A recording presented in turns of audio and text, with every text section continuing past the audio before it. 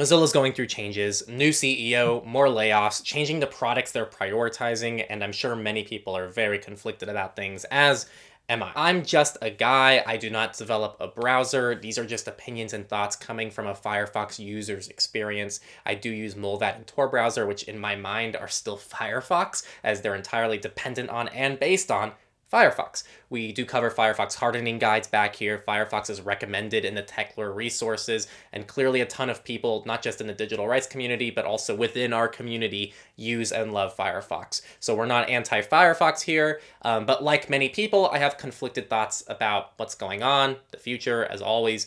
And also, again, this is just a very raw format. I'm not going to do much editing. First, let's talk about the product shifts and the priorities, which is what you're all going to be using and directly interacting with. So they have announced that they're scaling back Mastodon and their federation, which is their instance, which I don't think many people are too concerned about. I don't know what scaling back means, but apparently they are.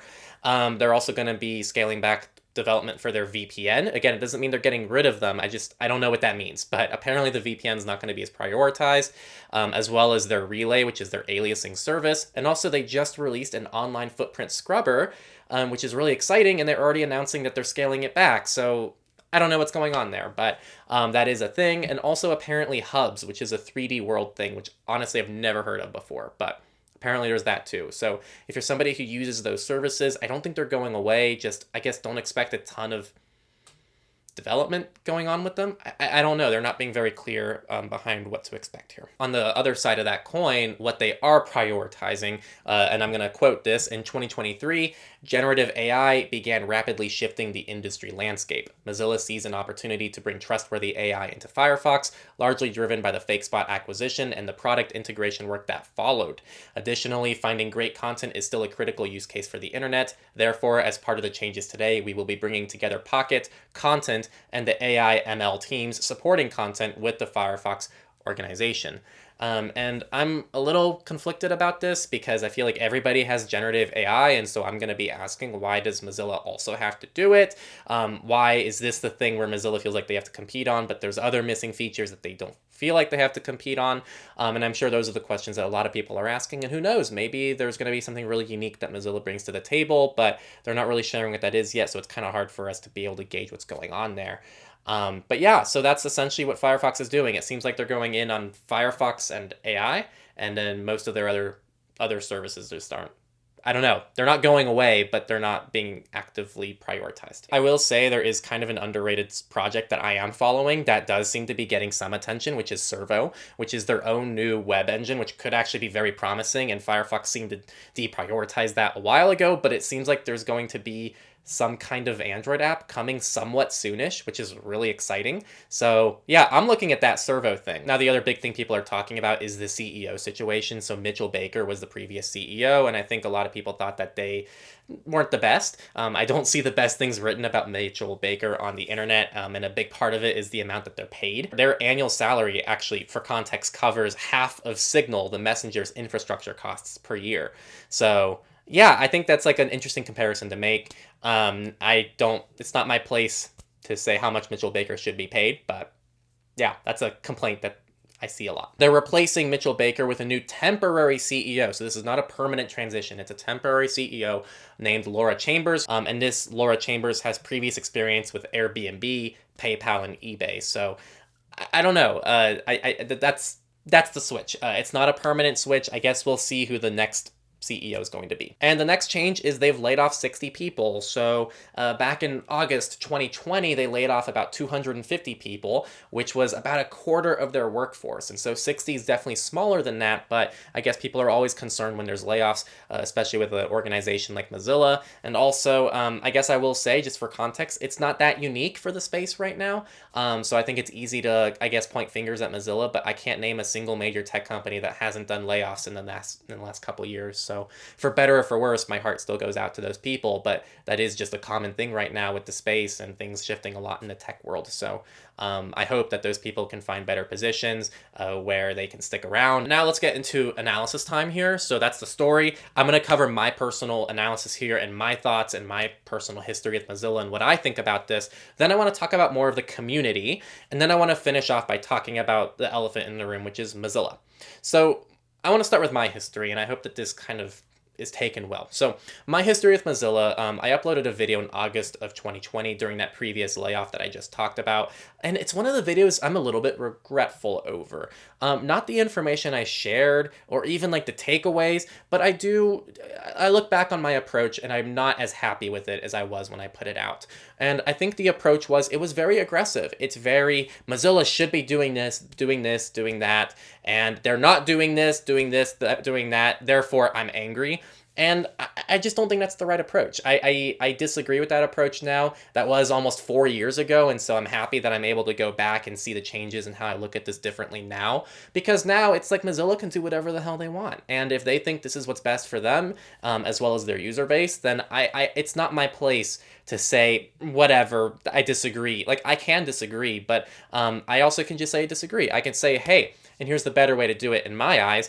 Hey, I like what you guys do. I love what you're all developing. I'm a user, but I would love to see X. Or I think instead of this, I would prefer to see Y. And so I think that's a much better way to criticize companies, and it's a way to still validate them and show that you really care about them. And this is something I'm constantly trying to work on. It's hard because I get very passionate about things that I use. And so it's hard not to get into that mode of like, oh, I want it to be this way. And so for context for us, it's very different if someone leaves a comment saying, hey, Henry, awesome video, but I think the mic quality can be a little bit better next time. That's a very different comment than your mic quality is bad, LOL, dumbass, period. Right? Like, and it's kind of the same vibe that I think I see with a lot of these services. I think it's really easy for people to go, wow, Signal shut down SMS, screw them, assholes, don't like them, blah, blah, blah, instead of just saying, hey, Signal, I'm a big fan, and here's why actually removing SMS support is a big deal for not just me, but also my other friends and family who use Signal, right? Very different way, and they're much more likely to listen to the second one. So it's also just self-beneficial for you not to be an asshole. And that includes myself too 4 years ago. So that's my personal analysis on this. I think that I don't know what's going to happen. This seems like a big transition moment for Mozilla, and I think it can either be great or it can be bad, and we don't know yet, but I'm along for the ride. I'm still going to be using the browser, or at least, I guess, browsers based on it. Now, community. This is all of you watching. I think Mozilla is a very polarizing company. So people who are angry with Mozilla, I think you're valid. I think that there are expectations that you have from Mozilla that they are not meeting, and they haven't met for a long time, and you feel betrayed. I think that's valid. I get it. I also think that people who love Mozilla are also valid. If you believe in Mozilla's mission, you really like the decisions they're making, you like the approach that they have to things, that's also valid. I also think the Mozilla employees are not just there twiddling their fingers going, how can we screw people? I think they believe in what they're doing, and they're putting in a lot of hard work into things, and I think that should be acknowledged as well. And I also think that the Mozilla employees who are let go are people who are there too, and I hope that they find different jobs. I think that everyone here, it's fine if they disagree on certain things. I think it's fine if you don't like the way Mozilla does XYZ. I think it's fine if you agree with them doing XYZ. And I think that like those disagreements are okay, and they don't need to be necessarily heated discussions. I think if you don't like it, just don't use it. Right? If you don't like Mozilla, you don't like Firefox, just stop using it. So yeah, I think Mozilla is a very polarizing organization, and that's just the way it is. And to tie this actually into Mozilla, right? I said there's my analysis, there's a community, and then there's Mozilla. Let's tie this into Mozilla. I feel like Mozilla's, and I'm trying to play devil's advocate here, Mozilla is always in a lose-lose situation, where if they try to innovate and do something new, half the people complain that they're losing focus on what matters, but if they double down and focus on what matters and deprioritize innovating, then you have the other half of people go, well, they never innovate, I don't like them, blah, blah, blah. And in the context of AI, right, I think that my natural instinct is to say, well, this is silly, everyone's doing generative AI, and I think I even said that earlier in the video, but if they didn't do this, then I would probably go, wow, it feels like Firefox never innovates. All they do is just do the same basic stuff. And so it is kind of a lose-lose situation for Firefox. And I think that is something that it doesn't necessarily need to go away. It's just we should acknowledge that and be aware that when we are criticizing Firefox, we should be aware that we can at least give them an option to succeed in our minds, you know? Because otherwise they're not even going to listen to us in the first place, if that makes sense. So yeah, there's also the whole like financial thing. I feel like if they double down on Firefox and double down on their search deals and whatnot, then people are going to go, wow, look, they're just completely dependent on Google, which again is something I've said in the past as well. But if they try to branch out and do other things and get other revenue models, then people go, well, what's going on with the search deal? Are they going to lose that? And so I feel like no matter what, I feel like Mozilla's just on everybody's hate list. Not everybody, but a lot of people's hate list. And I think that, I don't know. I don't know what this means. I just think that the way I'm looking at this now, if I try to zoom out, is that it seems like it's always a lose-lose situation for Mozilla, and people criticize them hardcore no matter what they do. And I don't think that's fair to them. So yeah, those are just some thoughts, I guess. I don't really know what to do with that information. And I guess just to bring this all home, I would say I'm a little bit concerned about these decisions.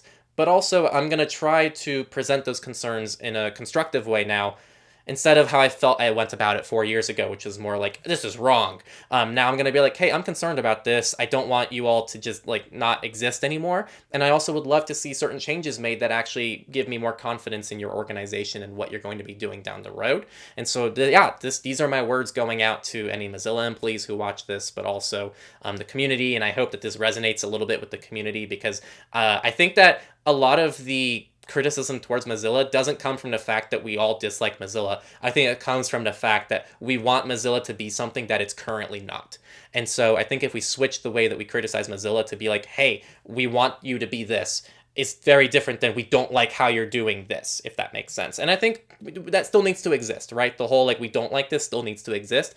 I just think that the scale is very mismatched at the moment. So yeah.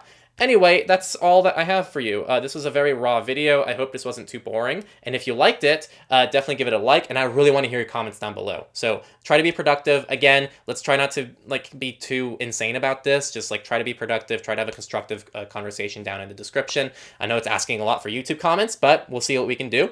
And also, check out our Firefox hardening guide right here if you want to learn how to harden your Firefox browser and make it more private and secure. And also, if you like this kind of content and you want to hear more of my personal thoughts on things, definitely join us on Patreon at patreon.com/Techlore. It's a great way to get back to what we're doing to help us keep this content going consistently for all of you. It's all free, and so we hope you enjoy it, and I'll see you next time on Techlore. Peace out.